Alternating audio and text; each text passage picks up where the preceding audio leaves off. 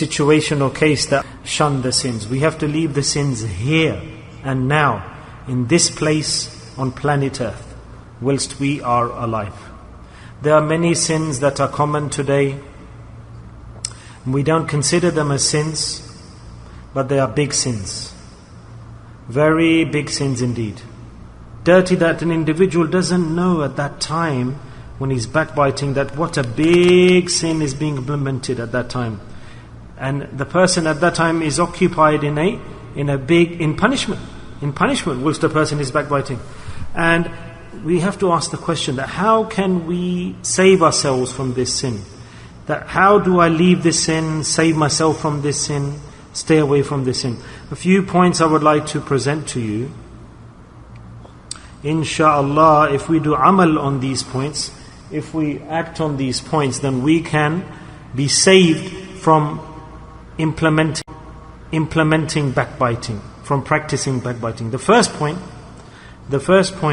in order to stay away from the sin of backbiting, or to be saved from carrying out backbiting of another person, or any sin, the first point to understand is that the human being should turn his attention to Allah subhanahu wa ta'ala, and he should request Allah and do dua and request sincerely that Allah Pak, this is a dirty sin, an impure action. I want to be saved from this action. I want to run away from this action. I'm impure. I'm weak. I'm in a weak environment. Allah, give me strength. Give me your assistance and help, because it's difficult for me to leave this sin. This is the first factor that needs to be implemented and recognized. Why? Because here we make the intention that we want to leave the sin. If we don't have the intention, then we won't carry out the action. Take worldly actions. Yes, if I don't intend that I want to eat, then will I cook? Of course not. If I don't intend to eat, then I won't cook food. If I have an intention, I want to drink tea, then I'll make the tea. If I don't intend to drink tea, then I won't make the tea. If I have the intention, then I'll get up and I'll make the tea. So the basic factor, the underlying factor of leaving a sin, an impure action, is that we need to make the intention and have, you can strengthen your vows and intention that Allah, I want to leave this sin. I want to leave this sin. And from this, what happens, alhamdulillah, that Allah Ta'ala's assistance and help will immediately start. Allah will start to send His help and assistance to the human being. Remember, when a person asks for Allah's help, and it's not this, that if a person asks for Allah's help and Allah doesn't help, it cannot be impossible that Allah's assistance is sought and it is not delivered. Allah looks at the intention, the niyyah, the sincerity. Rasulullah sallallahu alaihi wasallam has not told us, or that Allah Ta'ala has not told us. He's told us the education and the punishment and the consequences. So when the individual is getting close to sinning, then he should start to think about the punishments that Allah Ta'ala has set aside or attached to that specific sin. That how big punishments there are for carrying out this sin that I'm about to do. How can I actually even think that I'm okay doing this sin?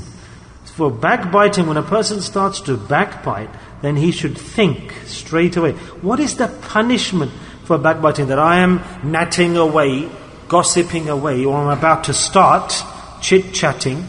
There are big punishments attached to this, very big punishments attached to backbiting. First thing we need to see is that interest, to consume or to be involved with interest, is such a big sin. Whoever consumes interest, it is as if he has done zina, adultery with his mother 70 times. In the hadith is stated that backbiting is worse than that zina. Imagine, I'll be in front of Allah and I'll be happy and I'll have nothing to my name, nothing, empty box, and I'll be shocked, looking left and right, that I did many good deeds in the world, and these were good. I did this many hajj, I did this many umrah. And if someone asks me, how many hajj did you do, brother? And I say, with our keeper, I can't remember now, I've lost count. So many times I've put it in the diary. So where have those hajj and umrahs gone? Where will they be? And he'll say eventually, Allah, I did so much in the world. I was recognized, I'm looking at my pot of deeds, my bag of deeds, I can't see my deeds. The sheet is blank. Listen to this hadith, listen to this hadith. Listen carefully, Allah will say, I know. I know, the angels know. You did many deeds, they saw you, they witnessed that, you thought you are muttaqi and fearful of Allah and a hajji and you pray salah and razi and XYZ. And they'll say, Allah, where are my deeds? Where have they gone? Allah will say that your deeds have disappeared. You eliminated them yourself. I didn't do this, Allah will say. They'll say, Allah, how did I burn off my deeds myself and waste them? Allah will say, how? You're asking me?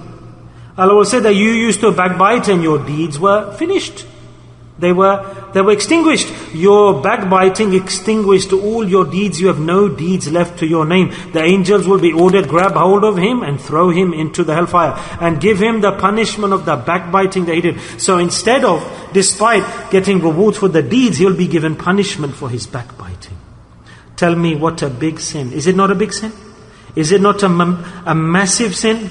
Massive magnitude. Look, all sins, the person does astaghfar, he does tawbah, repents, sins are forgiven. But ghibat, backbiting, is not forgiven from tawbah, by repenting. Tell me, where rubbish is spoken, who told you to go and sit in that company of futile talk, wasteful talk, bone idle talk? So it's not just backbiting that we have to abstain from, we need to also abstain from listening to someone else backbiting. And if you're trapped in that gathering where backbiting is taking place, then try to stop that person. Come on, stop this, let's change the subject. Let's change the subject, move on to something more beneficial. Oh, what happened, that person, what was he doing, what did he say? Oh, distract that person's attention. Oh, it's cold nowadays, isn't it? Change the topic so that that person's mindset changes and he stops sinning. And we are also safe from listening to the backbiting. And if you've got a bit of courage, say to him clearly that, look, you're committing a sin and you're involving me and including me. And the third thing, if you can't do that, is immediately leave the gathering. But we don't do this, oh, he'll feel bad. You are displeasing Allah and that person's reaching to Jahannam. Oh, my uncle will be unhappy, or my friend, my colleague, my Ustad Sahab, if I stop him and tell him he's backbiting, he'll be unhappy with me. Oh, we're not aware that Allah's unhappy? So, extreme case, get up and leave that gathering because a sin is taking place. Allah is watching. Zina, worse than interest, riba, a person who's backbiting, many sins, I told you, that person is immersed in the sin, in the stench from his mouth when he's backbiting. No one can even sit next to him. The smell that these sins I'm about to do, these are the punishments for these sins. Step number 4, factor number 4, subhanAllah, Allah has given this to us, is to embark on a great step, a great program of, Allah has mentioned in the Quran about dhikrullah, His remembrance, dhikrullah.